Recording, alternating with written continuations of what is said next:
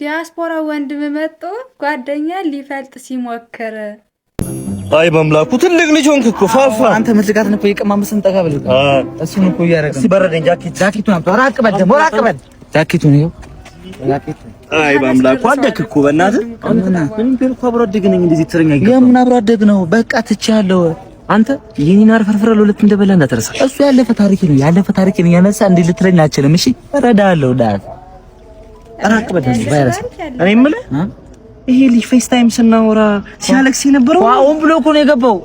ኢትዮጵያ ስትመጣ እንደረዳው ፈልጉ ኧረ እባክህ እንደዚህ እንዲረዳም ታደርገው ያለው ነገር ብታቆም ይቻላል እሺ የመርተው የመጣው እሱ እንጂ አንተ እየስተትከኝ ነው በእናትህ በቃ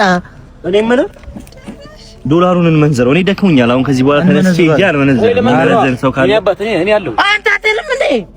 በቃ ጓደኛችሁን እኮ ዛግንጌ እኮ አመጣኩ በቃ የታውቃለህ ታውቀኛለህ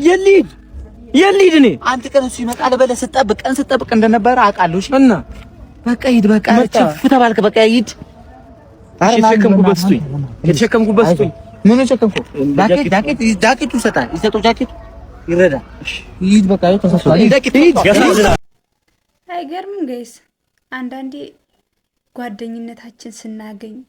ወይም የሆነ ነገር አንዱ ደህና ቦታ ሲደርስ ምናምን እንደዚህ አላቅሽ መባባል ጥሩ አይደለም ይሄ